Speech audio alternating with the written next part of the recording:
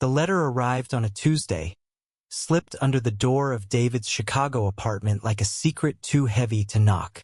It was from Eli, his son, the boy he hadn't seen in 18 years, and its words burned, "I'm alive, Dad.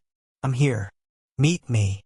David's hands trembled as he read, the ink smudging under his thumb.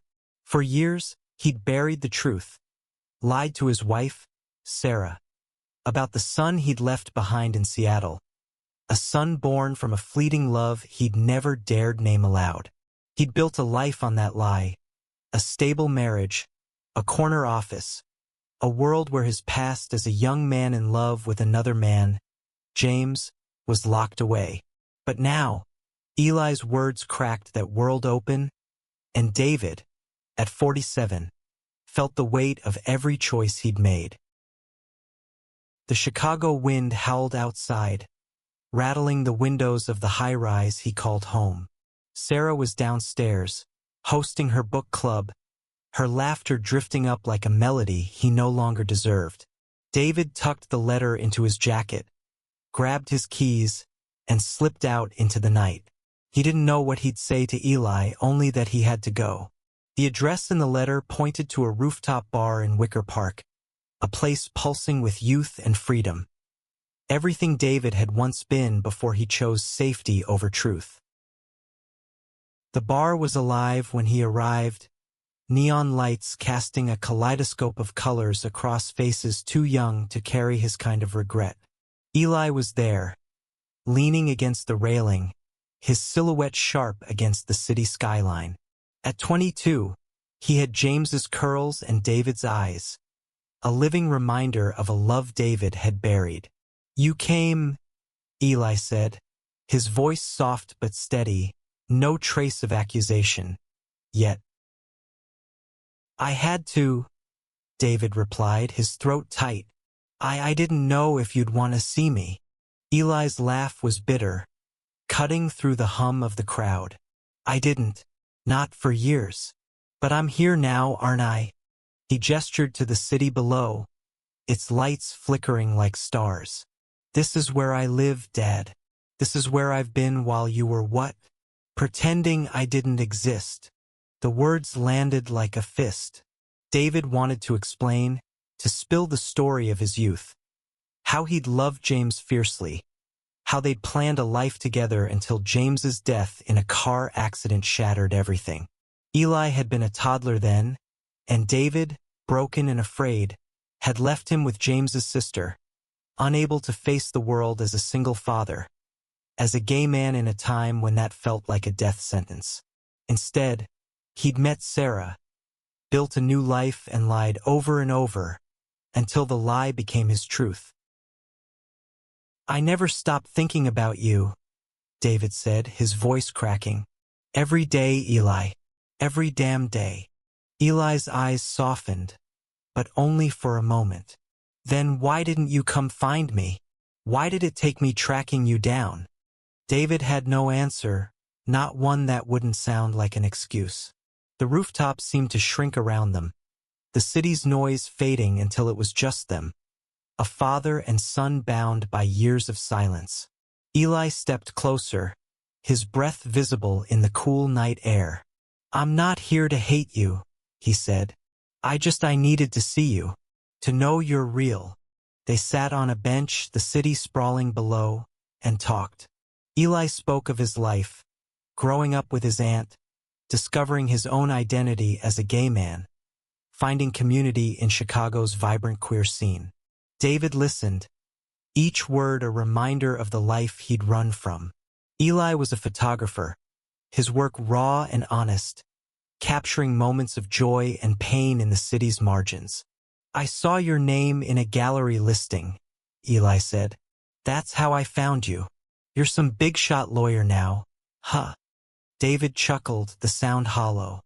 "Big shot, sure. But it doesn't feel like it tonight." The night stretched on, and David felt something shift.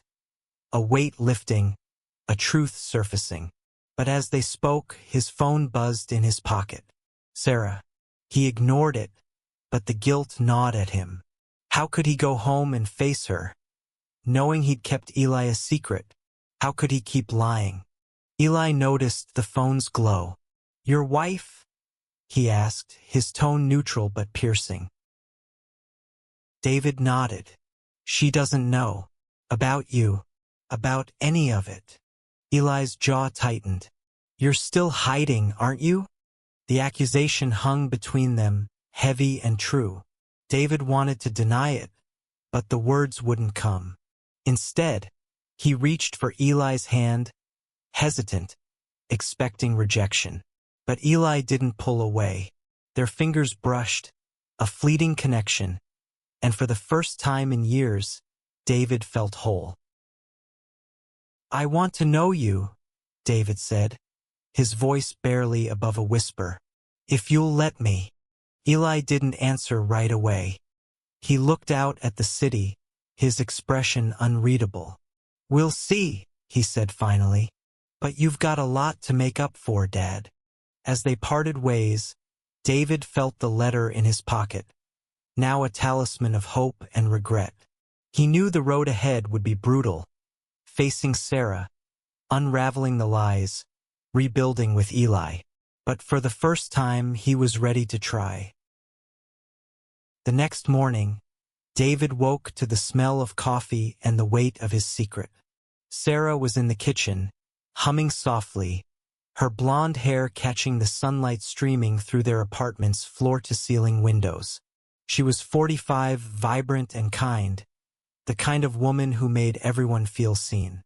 But David had kept her in the dark, and that truth sat like a stone in his chest. "You were out late," Sarah said, sliding a mug toward him. Her tone was light, but her eyes searched his. "Everything okay?" David nodded, the lie automatic. "Just needed some air. Work's been heavy." He hated how easily the words came, how they'd become his shield. He sipped the coffee, burning his tongue, and thought of Eli's face last night. Hopeful, guarded, real. He spent the day in his law firm's glass tower, surrounded by contracts and clients, but his mind was on Eli. He Googled his son's photography, finding images of Chicago's queer community. Drag queens laughing under streetlights, couples holding hands in quiet parks, moments of defiance and love. Each photo felt like a rebuke, a reminder of the life David had fled. He wanted to call Eli, to hear his voice again, but fear stopped him. What if Eli changed his mind? What if the fragile bridge they'd built collapsed?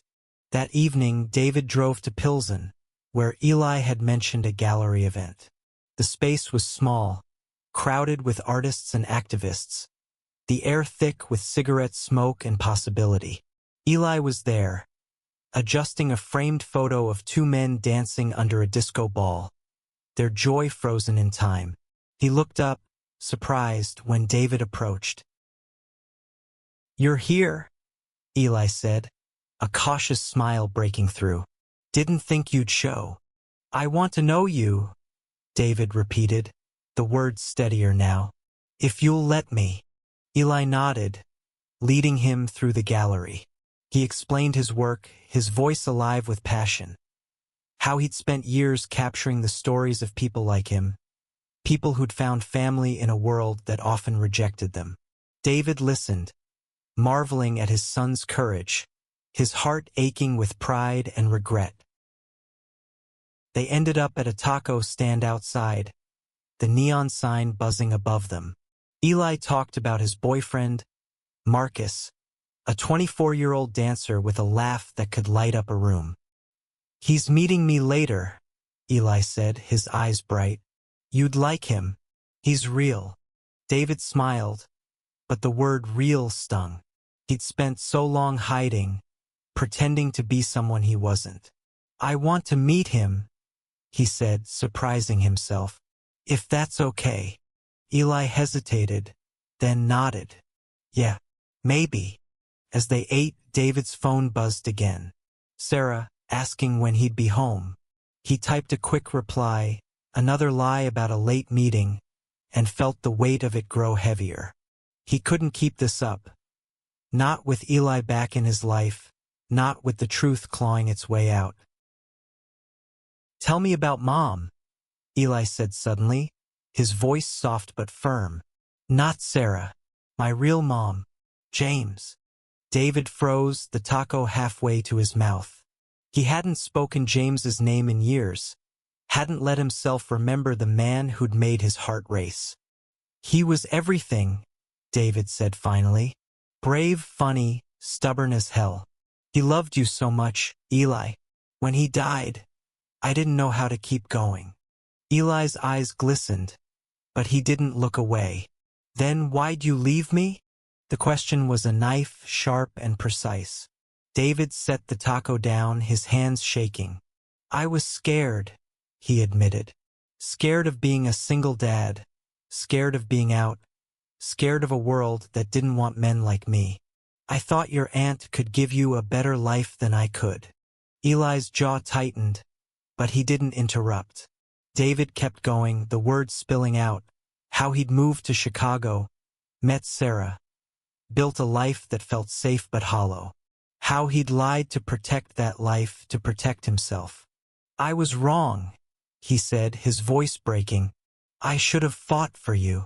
Eli didn't respond right away. He looked down at his plate, then back at David. "I don't know if I can forgive you," he said, "but I'm trying." That night, David drove home, the city lights blurring through tears he didn't bother to wipe away. He thought of Sarah, of the life they'd built, and knew he couldn't keep lying. But telling her meant risking everything. Her love, their marriage, the world he'd spent decades constructing. As he parked outside their building, he made a choice. Tomorrow he'd start telling the truth. The next day, David sat across from Sarah at their dining table, the morning light harsh on his tired face. He'd barely slept, Eli's words echoing in his mind. "I'm trying." He owed his son more than lies, and he owed Sarah the truth, no matter how much it hurt. "Sarah," he began, his voice unsteady, "there's something I need to tell you." She looked up from her coffee, her brow furrowing. "You're scaring me, David. What's wrong?" He took a deep breath, the words he'd rehearsed all night tangling in his throat. "I have a son. His name is Eli. He's 22, and I left him when he was a baby." Sarah's cup froze halfway to her lips. "A son." Her voice was calm, but her eyes betrayed her shock. How did I not know this?" David told her everything. About James, the love of his youth, about Eli's birth, about the accident that took James and the fear that drove David to leave his son with James's sister. He told her how he'd met her, Sarah, and built a life on a foundation of silence, too afraid to admit who he was. "I was a coward," he said, his voice raw. "I lied to you, to myself, to everyone." Sarah's face was unreadable, her hands clasped tightly around her mug. "You're gay," she said finally. Not a question but a statement, heavy with realization. "And you never told me." "I didn't know how," David said. "I loved you, love you. That's real. But I couldn't face the part of me that loved James, that loves Eli. I thought if I buried it, it'd go away." She stood, pacing to the window, her back to him. 20 years, David. 20 years, and you kept this from me. Do you know how that feels? Like I don't even know you." He wanted to reach for her, to beg her to understand, but he stayed still. "I'm so sorry," he whispered. "I want to make this right. For you. For Eli." Sarah turned, her eyes wet but fierce. "You don't get to decide that. Not yet." She grabbed her coat and left, the door closing with a quiet click that felt louder than a slam. David spent the day in a haze, his phone silent. No calls from Sarah, no texts from Eli. He drove to Lake Michigan, the water gray and restless, mirroring his thoughts. He thought of Eli's photography, of James's laugh, of Sarah's kindness. He'd built a life on lies, but maybe, just maybe, he could build something new on truth. That evening, Eli texted, "Meet me at the Bean. 8 p.m. David arrived early, the cloud gate sculpture reflecting the city's lights in its silver curves. Eli was there, with Marcus, a tall black man with a warm smile and graceful movements. "This is my dad," Eli said, the word dad carrying a mix of pride and hesitation. Marcus shook David's hand, his grip firm. "Heard a lot about you," he said, his tone light but probing. "Eli's got a big heart. Don't break it." They walked through Millennium Park, the air crisp, the city alive around them. Eli and Marcus held hands, their ease with each other a stark contrast to David's years of hiding.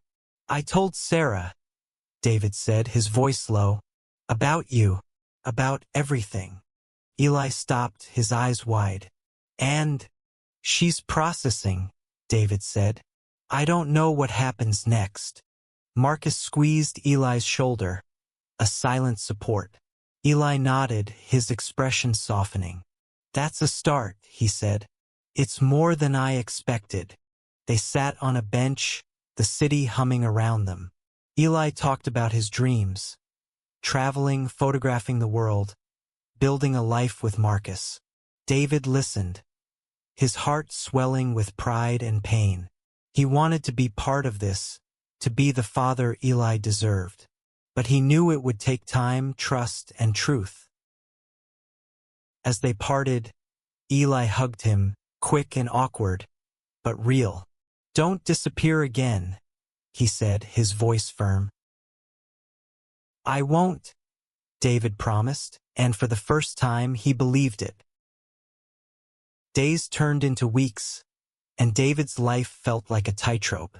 Sarah hadn't left, but she'd moved into the guest room, her silence louder than any argument. They spoke in fragments about bills, groceries, the weather, but never about Eli or the truth David had laid bare. He gave her space, hoping time would heal what words couldn't. He met Eli regularly now at coffee shops, galleries, or quiet parks. Each meeting chipped away at the years between them.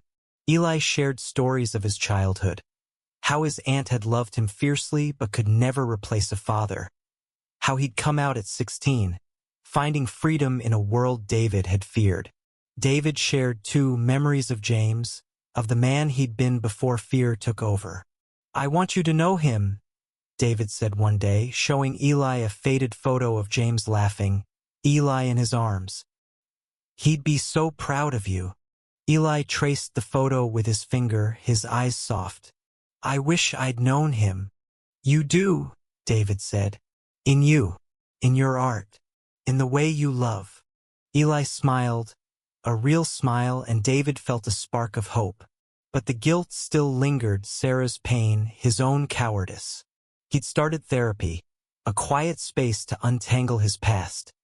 But the sessions only made him see how much he'd lost by hiding. One evening, Eli invited David to a drag show in Boys Town, a vibrant club pulsing with music and color. Marcus performed, his stage name Aurora, his movements electric under the lights. David watched, awestruck, as Eli cheered, his face alight with pride. Afterward, they sat at a sticky bar table, Marcus still in partial drag, his eyeliner smudged but his smile bright. "You're okay with this?" Marcus asked David, gesturing to the club, to himself. "All of this?" David nodded, his throat tight. "I'm learning. I want to be part of his world. Your world." Marcus studied him, then nodded. "Good. He needs you.